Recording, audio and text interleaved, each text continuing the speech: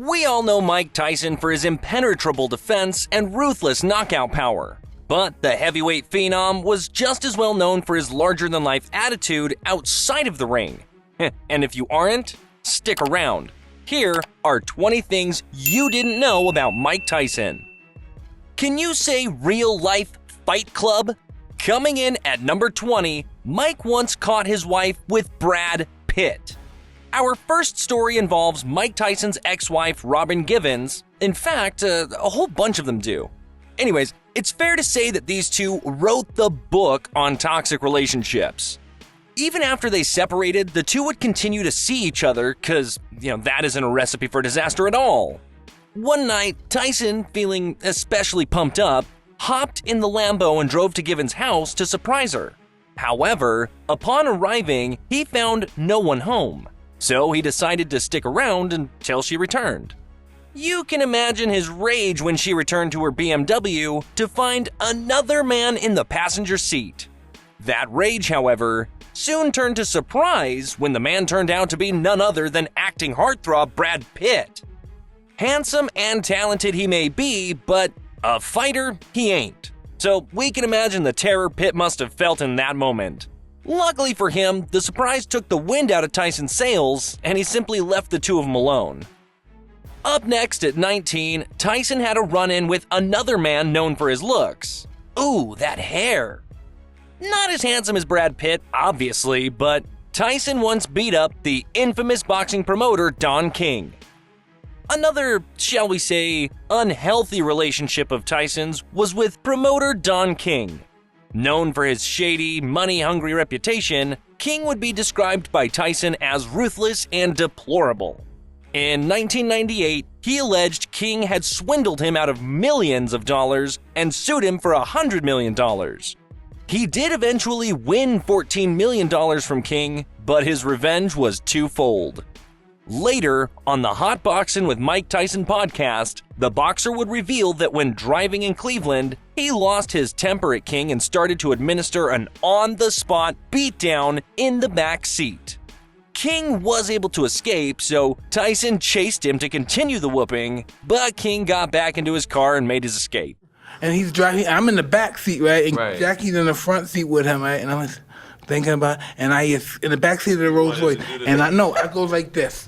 I'm in the back seat, and I just go, boom! And I kicked on, and boom, and the car stopped right up, no, we're on, is it 95? 95, yeah. You know how the car's going, Yeah. boom, he go, I'm beating it. I think, Jackie, hold that nigga, I want to get in the front seat. So I said, Jackie, hold this motherfucker, Jackie. Hold, Jackie, you better, I'm gonna fucking kill you. Hold that nigga, Jackie. So I want to get in the front seat for Right. I really do some Yeah, shit. right. So, but Jackie gets scared. And said, no, Mike, cause Jackie thinking about the money too, but Right. I lost it. The cocaine made me forget about the money and everything, right? fuck.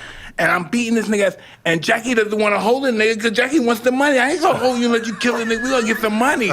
Speaking of living things wishing to escape, next up at 18, Tyson once offered a zookeeper 10 grand to let him fight a gorilla. I mean, we all know that Tyson owned 3 tigers, so he was no stranger to dangerous and exotic animals. Maybe tussling with them made him think he could throw down with an aggressive alpha male at the New York Zoo. In the 80s, Tyson hired out the zoo to enjoy it peacefully with Robin Givens, and upon seeing a particularly boisterous alpha bully the other gorillas around, he tried to get the zookeeper to let him into the cage to, and I quote, smash that silverback's snot box. Luckily for Tyson, the zookeeper was feeling professional that day and declined this ludicrous and lucrative offer. Here's a situation, and our number 17 crazy thing you didn't know about Iron Mike, where an official didn't behave so professionally. Tyson once bribed a cop with a Rolls Royce. Tyson was notoriously jealous and suspicious of his wife, Robin Givens, and following a standard issue argument about her suspected infidelity, in a blind rage, Givens crashed one of Tyson's 4 Rolls Royces into another car, breaking the passenger's arm. When the cops arrived on the scene, Tyson attempted to bribe the cop with the damaged Rolls to avoid arrest. The cop accepted the bribe and must have been feeling pretty clever, but ended up taking a big L when Tyson called the station and demanded the car back. The officer was fired, of course. At least he's got a cool story, I guess. How many people can say they threatened Michael Jordan and MJ, the GOAT, his royal airness, actually back down? One person can. Mike Tyson. And our number 16 thing that you didn't know about Tyson. Between these two, it's hard to decide which was the bigger sports star of the 80s. Tyson was certain that Jordan had been fooling around with his ex-wife, and when the two crossed paths in 1988, Tyson was loaded on Long Island iced teas. Staring across the bar at Jordan, he said, "Hey man, you think I'm stupid? I know you're f***ing with my bitch."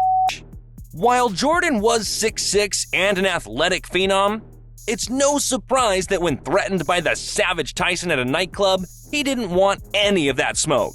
I mean, he's a smart guy after all, so he got out of there as sharply as he could make his way down the basketball court. Bad things happen to people when they step to Tyson inside and outside the ring. Up next at number 15 is that Tyson once feared that he killed heavyweight prospect Mitch Green. Oh my God! In 1986, Green and Tyson met at MSG 6 months before Tyson was crowned champ and lasted admirably until the final bell. Their second, unplanned matchup 2 years later was a much quicker affair. Green was a member of a rival gang, and when he spotted Tyson doing some late-night shopping and accused him of stepping on his turf, though he had been drinking, Tyson claims he did his best to play the media-friendly champ, but when Green gave him no choice, Tyson put him down hard. Green attempted to follow Mike to his car, but Tyson flattened him again with a signature uppercut. Tyson got a hairline fracture for his trouble and thought he'd killed Green, but he'd only dished out a series of nasty superficial injuries. Now for something different at 14, but not entirely shocking. Tyson used a fake penis to pass drug tests. What? Okay, the 80s were the golden era of steroid use, and looking at Tyson's incredible physique and outstanding performance, you'd be forgiven for thinking that he was taking full advantage of them. However, it was the good time drugs that got Tyson popped. He was able to game the system successfully by using a fake penis filled with his child's urine, a ruse that let him slip under the radar successfully for many years. In 2000, when unable to lock down the rubber placement, affectionately known as the Whizzer, he was popped for marijuana and fined $200,000. Attention to any and all kids struggling with a bully at school. Our number 13 crazy thing you didn't know about Tyson is that Iron Mike was a victim of bullying as a child. Next time a bully picks on you, tell them the story about Iron Mike Tyson. One could imagine, though, hearing Mike Tyson's speech impediment now conjures the image of the savage he was in the ring in our heads, but it's easy to imagine how it would make him an easy target as a child. Combine that with glasses and a weight issue, and you're looking at the perfect, easy target for bullies, especially in a rough Brooklyn neighborhood. Years of poverty and bullying could well be the reason that Tyson was forged into the absolute killer he would become in the ring. Man, if I saw Mike Tyson staring into my eyes, I would definitely just run. Punching in at number 12 is that Tyson discovered he was a natural puncher when, believe it or not, one of his prized pigeons was killed. Yes, I said pigeons, folks. As a kid, Tyson had a real passion for pigeons, one that he carried into his grown-up years, even hosting a show on Animal Planet. When he spent $100 on a flock of pigeons at 10 years old, some neighborhood bullies attempted to steal them. One of the bullies, Gary Flowers, made a big mistake when he tore the head off one of the pigeons and threw its remains at Tyson. Tyson switched and quickly knocked Flowers out, discovering that he was a born street fighter. For number 11, it seems like Iron Mike really took to that street fighter label because, at the age of 13, Tyson had already been arrested 38 times. We've already established that Tyson grew up in a rough neighborhood, making it impossible for a young Mike not to get caught up in the gritty lifestyle. Tyson was using coke by age 11, and after getting a taste for street fighting, he had racked up an impressive 38 arrests by the time he was 13. It was when Tyson was sent to a juvenile detention center that he noticed he could funnel his rage into boxing. juvenile counselor Bobby Stewart would be responsible for introducing him to his legendary trainer, Cus D'Amato, the first man to see potential for greatness in this troubled young boy. Hey, really quick, would you mind doing me a huge favor, guys? Pause this damn video, click on that big juicy subscribe button, and also drop a like on the video if you're enjoying yourself. It massively helps us out. Thank you, friends. I'm not sure if Cus D'Amato would have recommended our number 10 crazy thing, but Tyson once abstained from sex for 5 years. Staying celibate from sex isn't totally new in the fight game. There are few bigger distractions or ways to tame a man's aggression than with love, after all. However, staying celibate for 5 years? No wonder he was so angry. In hindsight, Tyson has said that he doesn't believe this practice helped him at all, and admitted he only did it because everyone around him told him that he should. Tyson made up for the celibacy in such a big way, though. Coming in at number 9, Tyson used a pocket computer to track all the women he slept with. Tyson kept so busy that he would need a computer database to stay on top of the various women he would entertain over the years, including their names and the kind of things that they were into. I guess that's considerate of him, at least. In a 1992 interview, former Tyson bodyguard Rudy Gonzalez revealed that Tyson slept with more than 1,300 women. Tyson used a wizard computer to keep track of all of them. Oh, and this number didn't even include the groupies and one-night stands. Firing in at number 8 is Teddy Atlas. No, seriously, Atlas once fired a gun at Tyson. And you guessed it, for something involving a woman. Renowned boxing trainer Atlas used to work alongside Cus D'Amato. He was a street fighter with a rough upbringing just like Mike, so when he found out Tyson might have been fooling around with a young woman related to his wife, he chose violence. Arming himself with a .38 pistol, he pointed it and even fired it at Tyson, missing on purpose to teach him a lesson. The two would bear a grudge until 20 years later when they finally buried the hatchet. What's going through your mind when you pull a gun on Mike Tyson? That's a scary thing to do. You know what's scarier? And that's fine, that's fair, the way you, boom, you banged it in there. You know what's scarier? Having an 11-year-old girl who had been approached by him, you know, and told by him what he was going to do to her and everything else. Knowing that and not doing something about that and not stopping that. Knowing that I could do something. Knowing that the next time he might rape her. Well, he probably will. Tyson would have benefited from more lessons, especially in wealth management. Our number 7 crazy thing that you didn't know about Tyson is that Tyson bought his first Rolls Royce at 21 years old. If anything is going to make you feel like you're wasting your life, it's seeing a 21-year-old being able to buy a Rolls-Royce Silver Spur. Rolls are already renowned for being the luxurious limousines on the market, and the Silver Spur tops out their catalog as the most fantastic model, reserved, usually, for royalty and the richest people in the world. Mike was rolling in the peas. From luxury cars to behind bars, sadly for number 6.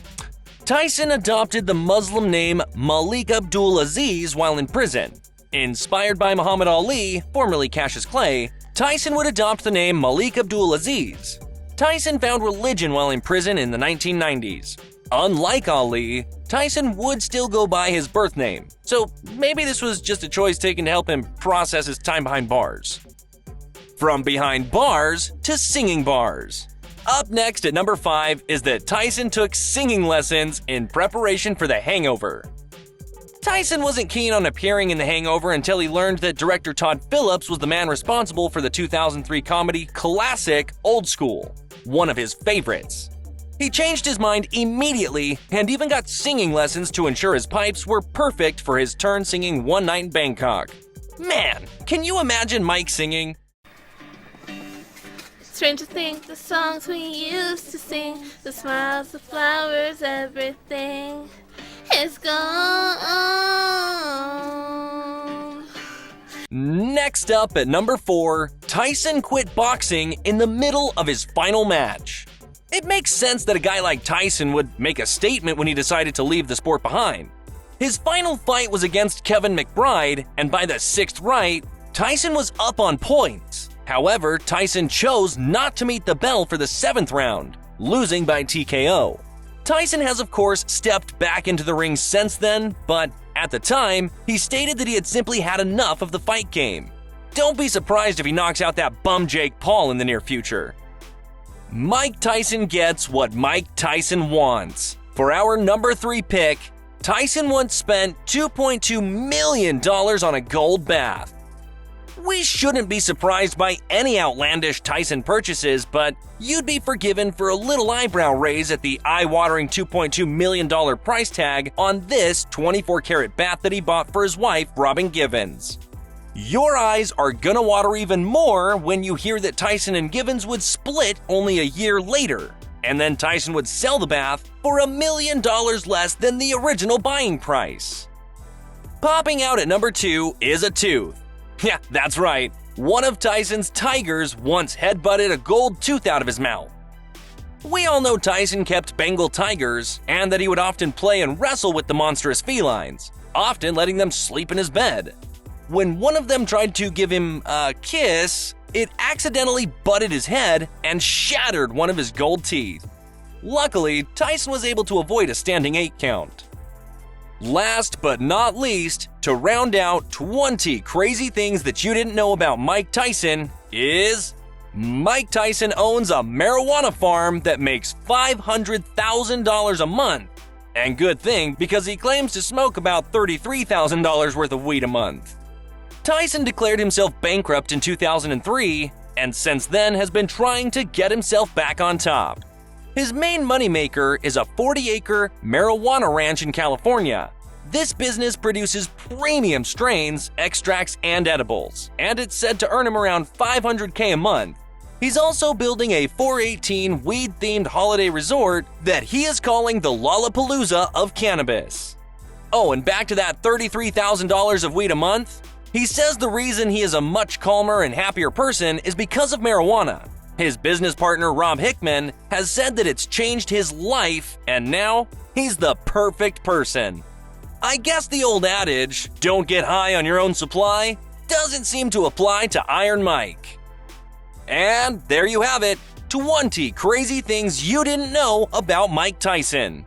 You just learned how fierce of a knockout puncher Iron Mike was in and out of the ring, but where would his knockouts rank in terms of how shocking they were?